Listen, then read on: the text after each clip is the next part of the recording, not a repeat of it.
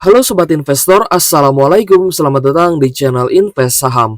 Oke guys, jadi pada video kali ini kita akan membahas satu topik dengan judul Menyesal tidak beli BBRI di 4.100. Boleh beli di harga berapa nih untuk BBRI? Nah sekaligus kita akan menjawab ya beberapa pertanyaan yang cukup dilematis nih di kolom komentar terkait dalam membeli saham Big Banks. Arah Big Banks kira-kira masih bisa lanjut naik lagi atau malah bisa turun? Lalu apa alasannya jika saham-saham Big Banks ini bisa turun lagi? Kira-kira apa penyebabnya? Sehingga kalau misalkan masih bisa turun ya berarti kita lebih baik bersabar ya. Atau langsung saja kita beli di harga saat ini kalau misalkan saham-saham Big Banks ini berpotensi lanjut naik lagi. Nah, kita akan bahas pada video kali ini, tapi sebelum lanjut, disclaimer on. Video ini bukan ajakan jual beli saham, karena keputusan investasi tetap jadi tanggung jawab pribadi masing-masing ya sebagai investor di pasar modal. Kita akan menggunakan satu contoh saja, yaitu saham BBRI ya guys ya.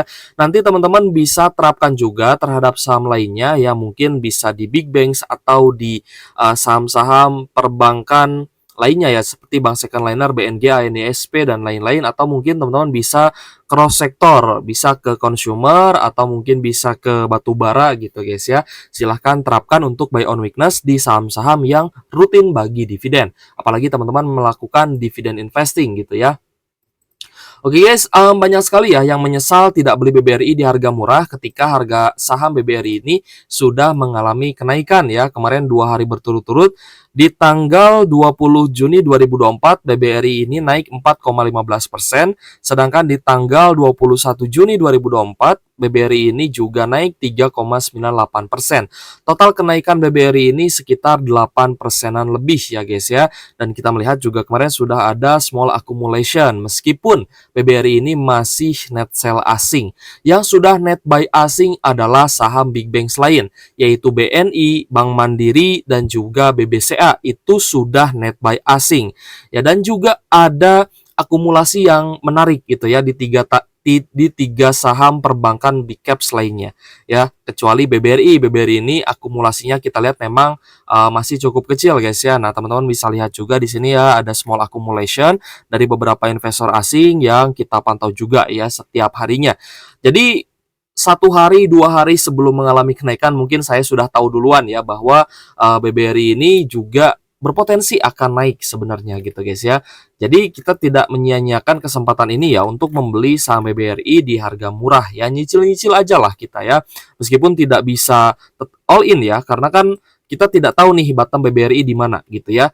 Ada yang bilang, oh bahwa BBRI akan bottoming aja di 4.500 ya. Pada kenyataannya setelah ada technical rebound, malah jebol lagi gitu ya. Lalu kita melihat dia mulai sideways dan ada technical rebound di sekitar 4.300 ya. Lalu ketika dia turun ke 4.300 ya memang beberapa hari bisa bertahan. Tapi ternyata di tanggal 14 Juni jebol lagi gitu ya. Jadi ingat guys, tidak ada yang tahu di mana area bottoming sebuah saham atau bahkan indeks sekalipun IHSG gitu guys ya. Tidak ada yang akan tahu secara pasti karena market ini bergerak sangat fleksibel gitu ya. Besok ada berita positif, BBRI pasti langsung naik. Besok ada berita negatif, BBRI pasti bisa turun lagi gitu guys ya. Jadi karena pergerakan yang fleksibel ini maka di sini kita cukup punya tanda ya. Di sini kita punya mark ya guys ya, atau menandai lah area untuk beli itu di mana sih gitu kan. Nah, kalau misalkan di tanggal 20 Juni teman-teman sempat beli BBRI di 4.100-an gitu ya atau 4.200, nah ini good for you gitu ya, bagus buat teman-teman karena ini sudah buy on weakness juga ya. Buy on technical rebound kalau saya nyebutnya. Ketika dia sudah turun dalam, jebol support sebelumnya, lalu dia mulai sideways, dan teman-teman beli ketika ada kenaikan, nah itulah buy on technical rebound gitu guys ya. Yang pasti teman-teman ya harus memperhatikan juga bagaimana candlenya dan setidaknya ada alert gitu guys ya. Mungkin nanti kita akan kembangkan ya sebuah grup yang kalau misalkan memang sudah waktunya beli ya ada alertnya gitu guys ya. Nanti kita masih dalam tahap pengembangan sebenarnya guys ya. Mungkin ya beberapa bulan ke depan lah nanti kita akan rilis. Nah, jadi untuk BBRI ini kalau misalkan dia ada kenaikan seperti ini, maka kita akan kembali ke support sebelumnya ya. Berarti support sebelumnya itu di 4.290 sampai 4.360. Nah, disinilah area belinya di tanggal 21 Juni 2024. Jadi kalau misalkan teman-teman ketinggalan beli di hari Kamis, maka di hari Jumatnya ini masih bisa beli sebenarnya. Tapi di bawah 4360. Ketika sudah tembus 4390, 4400, ya kita sudah tidak beli lagi sebenarnya ya saham BBRI. Nah, lalu arahnya kemana Kak untuk besok ya BBRI ini? Apakah dia akan naik lagi ya, naik lagi, lalu sideways, mulai ada higher low, lalu naik lagi, atau arahnya dia masih bisa turun nih? Itu kan pertanyaan teman-teman ya, banyak sekali yang menanyakan hal tersebut. Jadi ya saya tahulah apa konklusinya, kalau misalkan masih bisa turun ya berarti kan teman-teman akan simpan dulu uangnya dan tidak beli di harga saat ini, nanti akan tunggu beli di sekitar 4.200 atau di 4.100-an gitu kan ya. Itu konklusinya sebenarnya dari pertanyaan teman-teman di kolom komentar. Nah, kalau misalkan harga sahamnya naik lagi, berarti kan kita juga mau tidak mau ya harus beli saham BBRI ini kalau misalkan teman-teman mau dapat reboundnya, mau dapat kenaikan saham BBRI-nya, karena kan ini saham big caps yang sebenarnya potensi kenaikannya itu sangat tinggi guys ya. Potensi kenaikannya sangat tinggi ya, kalau misalkan bisa all time high lagi, ya apalagi all time high, pastikan akan sangat tinggi kenaikannya. Dari harga terendah di 4.100-an ya, 4.090 waktu itu ya harga terendahnya. Ya ini kenaikannya 55% guys ya. Bahkan teman-teman mungkin kalau misalkan mau invest jangka panjang, dividend investing juga bisa gitu ya. Karena kan harga saham BBRI ini sudah sangat murah sebenarnya ya. Dan tidak ada salahnya juga untuk beli BBRI di harga manapun. Tapi kalau saya pribadi sih saya tetap berpacu ya atau berpatokan terhadap area-area support sebelumnya. Ya, kalau misalkan ketinggalan di area saat ini gitu ya, maka saya akan menunggu di area support sebelumnya gitu ya. Nah, tapi kalau misalkan belum bisa jebol di 4.500, maka ini kesempatan untuk beli lagi sebenarnya ya. Kalau misalnya dia sudah sideways, tetap belinya itu buy on support ya, buy on weakness-nya di sekitar 4.300-an seperti itu. Nah, jadi gimana nih ya, tadi belum terjawab ya, apakah naik atau turun? Ini kan baru kita gambar aja ya.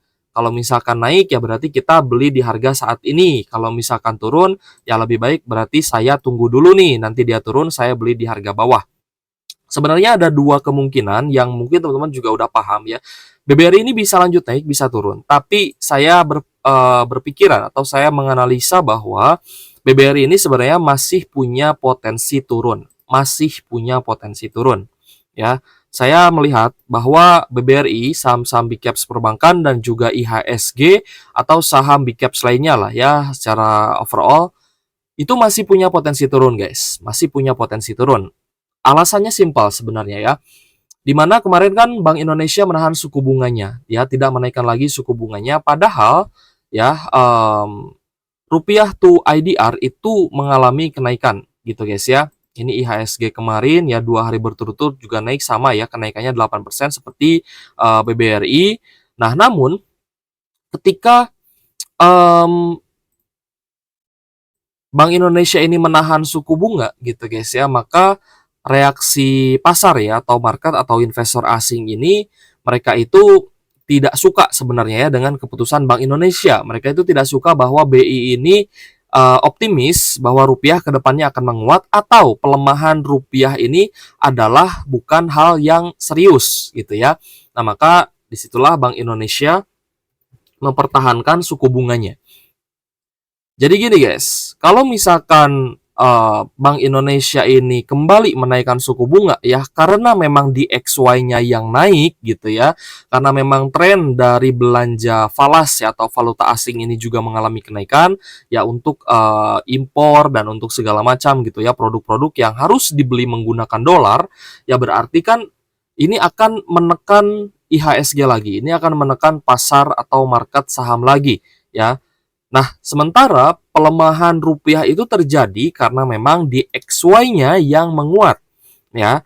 Jadi kalau misalkan Bank Indonesia ini menaikkan suku bunganya lagi akibat rupiah yang melemah, itu bukan berarti Bank Indonesia akan menekan inflasi. Berbeda kasus dengan The Fed gitu ya. Kalau The Fed itu menaikkan suku bunga untuk menurunkan inflasi, ya, sedangkan Bank Indonesia tidak menaikkan suku bunga ya bukan untuk menaikkan suku bunga bukan untuk menurunkan inflasi, tapi untuk menguatkan rupiah gitu guys ya. Dan kemarin kita melihat juga bahwa Indonesia ini mengalami surplus perdagangan gitu ya. Jadi di sini banyak banyak sekali ya para analis di berita ini ya, teman-teman bisa cek di Bloomberg Technos, rupiah makin parah, sorry, yang ini ya. Nah, yang reaksi pasar, guys. Reaksi pasar usai BI remehkan risiko fiskal, gitu ya. Nah, di sini dituliskan juga bahwa banyak sekali para analis yang masih yakin bahwa Indonesia ini masih akan kuat, gitu ya. Indonesia ini masih bisa menguat. Ya, dari beberapa pandangan para analis di sekuritas, yaitu dari Bahana Sekuritas juga, gitu ya. Peluang penguatan rupiah terbuka bila melihat penyebab kejatuhan rupiah belakangan ini. Tekangan yang dialami oleh rupiah saat ini salah satunya adalah karena permintaan dolar Amerika Serikat yang memuncak, di mana kuartal 2 memang secara historis menjadi masa padat demand falas ya, atau permintaan falasnya cukup tinggi. Jadi Bank Indonesia ini melihat bahwa hal ini masih wajar dan masih di angka yang ini ya, masih di angka yang cukup baiklah, tidak terlalu melemah banget ya untuk IDR to dolar ya. Sorry, untuk dolar to IDR, sorry, di 16.430. Meskipun ya investor asing ini terlihat kecewa ya melihat pergerakan rupiah di pasar offshore, di mana kontrak forward NDF ya rupiah memecahkan rekor terlemahnya di semua tenor. NDF rupiah 1 bulan bahkan ditutup di 16.500 per US dolarnya semalam di pasar Amerika Serikat, seperti itu. Menurut analis, pernyataan Gubernur Bank Indonesia Peri Warjio yang menyebut rupiah berpotensi menguat di masa mendatang di bawah 16.000 ya guys ya, didukung fundamental ekonomi Indonesia yang kuat, terlalu meremehkan risiko fiskal dan pelebaran defisit transaksi berjalan yang berisiko makin menyeret rupiah ke depan gitu guys ya. Jadi kalau misalkan dari Bank Indonesia sendiri masih yakin bahwa pelemahan rupiah ini dikarenakan ya di XY-nya yang menguat gitu guys ya, bukan karena Indonesia yang ekonominya lemah ya. Mereka masih yakin Indonesia ekonominya lemah. Tapi gini guys ya, Bank Indonesia ini bisa kapan saja menaikkan suku bunga gitu ya, bisa kapan saja menaikkan suku bunga jika rupiah terus tertekan. Ingat guys, jika rupiah terus tertekan ya, maka Bank Indonesia ini berpotensi menaikkan suku bunga. Dan ketika itu terjadi, maka IHSG dan juga saham-saham big caps perbankan itu bisa turun lagi. Jadi ya kalau misal teman-teman mau beli di harga saat ini ya monggo, nggak masalah, tapi jangan terlalu banyak. Nah, nanti sisa uangnya bisa teman-teman spare juga untuk buy on weakness. Tetap incarannya ya tergantung teman-teman, apakah mau BBRI, apakah mau BBNI gitu ya. Nah, kalau misalkan kita lihat kan kemarin BBRI naiknya 8% ya. BBRI kemarin naik 8% ya, sama dengan kenaikan IHSG, dan juga kemarin memang karena brand yang memiliki capital market yang cukup besar di IHSG juga lepas dari full call auction dan harganya juga masih mengalami kenaikan ya, kalau nggak salah sekitar 7-8%-an mungkin ya. Kemarin saya cek juga ya.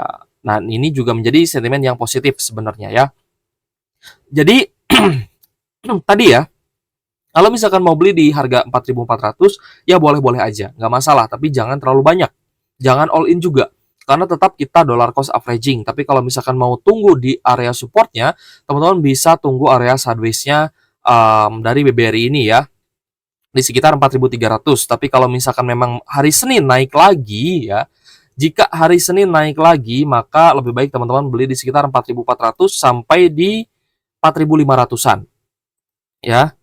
Ini akan menjadi area pembelian teman-teman atau average harga yang mungkin ya teman-temannya belum punya gitu ya.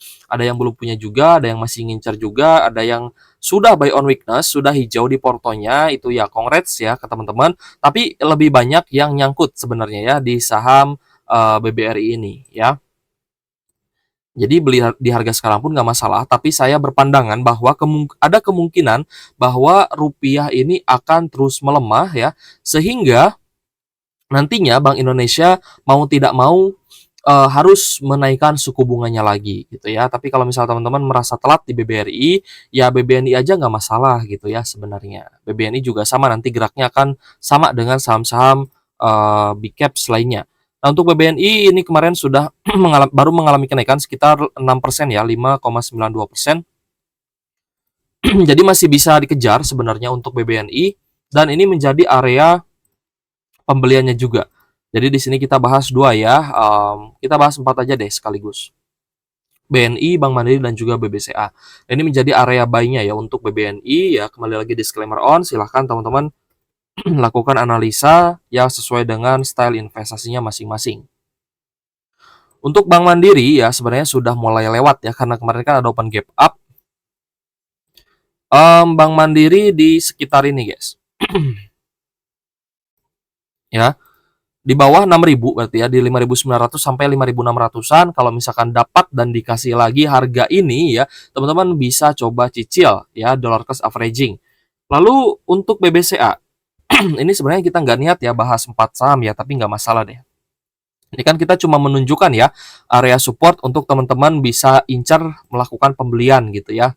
Kalau misalkan suatu waktu Bank Indonesia ternyata kembali lagi menaikkan suku bunga dan IHSG kembali terkoreksi. Nah, maka teman-teman bisa beli di range ini untuk BBCA di 9.000 ya sampai di 9.300. Mungkin ya kita coba naikkan.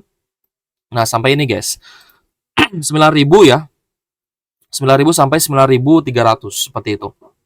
Jadi kita sudah bahas ya untuk area beli BBRI, BBCA, BMRI, dan juga BBNI ya, teman-teman tinggal cek lagi aja ya video ini. Lalu ketika di XY-nya menguat, sebenarnya ada dampak juga ke saham-saham sektor pertambangan. Ini karena kita bahas ini karena banyak sekali teman-teman yang melakukan dividend investing di saham-saham pertambangan ya, seperti Adro, PTBA. Lalu mungkin kemarin sudah ada yang nyerok saham Inco juga ya, menjelang right issue mungkin ya, ada yang mau ambil Inco di harga yang cukup murah ya, 3.000, 4.000-an gitu ya. 4.000 ya untuk harga saat ini Inco. Nah, apa sih dampaknya ke tambang ini ya? Kalau misalkan kita ringkas ya, seringkas-ringkasnya, dampaknya akan cukup berat ya untuk emiten-emiten tambang yang diharuskan membeli peralatan atau suku cadang gitu ya. Kalau misalkan memang emiten tersebut atau perusahaan tersebut waktunya mengganti spare part, waktunya untuk membeli alat ya dari luar negeri, itu harus mengimpor, maka ini akan menjadi beban yang cukup tinggi untuk perusahaan-perusahaan pertambangan, baik itu pertambangan batubara atau pertambangan nikel. Nah, tapi ada dampak positifnya. Dampak positifnya ini akan terjadi kepada perusahaan-perusahaan ya, perusahaan tambang yang dia mengekspor komoditas ke luar negeri. Jadi nanti penerimaan uangnya itu dalam bentuk dolar, guys. Penerimaan pendapatan dan juga labanya itu dalam bentuk dolar. Sehingga perusahaan-perusahaan ini akan dapat keuntungan juga nih dari selisih dolarnya. Jadi ketika rupiahnya melemah, nah maka perusahaan tambang ini akan dapat selisih kurs ya dari pertukaran dolarnya ke rupiah nanti gitu ya. Kalau misalkan dibayarkan sebagai gaji ya kan nggak mungkin membayar gaji menggunakan dolar, pasti harus menggunakan rupiah gitu guys ya. Lalu untuk expense juga ya, untuk gaji karyawan dan lain-lain ya, untuk produksi itu pasti menggunakan rupiah ya. Jadi nanti akan dapat keuntungan juga dari selisih kursnya gitu guys. Nah, ini juga berarti teman-teman harus memperhatikan ya perusahaan-perusahaan tambang, emiten-emiten yang dibeli untuk dividend investing itu harus banyak ekspornya agar dapat keuntungan yang lebih besar lagi seperti itu ya. Memang kemarin kita melihat ya untuk rupiah IDR itu sudah mencapai 16.475 per 1 US dollarnya. Ini sebenarnya semakin mendekati 16.500 dan berpotensi naik lagi ke 16.500, 16.600, 16.700. Dan ketika ini terjadi, mau tidak mau Bank Indonesia pasti akan menaikkan suku bunga lagi jika rupiah terus tertekan dan tidak ada kemajuan dari depresiasi nilai tukar rupiah terhadap dolar seperti itu guys ya. Itu adalah alasannya ya, bisa menjadi pelemahan dari IHSG dan juga saham-saham big caps perbankan lainnya. Jadi kita sudah bahas ya area beli untuk BRI, BCA, dan juga Mandiri. Jika teman-teman memang melihat bahwa potensi untuk kenaikannya ini lebih tinggi nanti di hari Senin, teman-teman bisa beli di harga saat ini. Tapi jangan all in, tetap DCA, tetap dollar cost averaging, dan tetap tunggu di area supportnya. Siapa tahu dia balik lagi ke support, teman-teman bisa beli di harga yang lebih murah gitu guys. Dan itu akan lebih bagus nantinya untuk average-nya teman-teman. Oke guys, jika ada pertanyaan boleh tulis kolom komentar ya. Kita sudah bahas semuanya ya. Jadi kalau misalkan beli di harga sekarang boleh, tapi jangan all in gitu ya. Tetap nanti kalau misalkan ada koreksi lagi, teman-teman bisa beli di harga bawah seperti itu. Oke guys, thank you for watching. See you on the next video. Wassalamualaikum.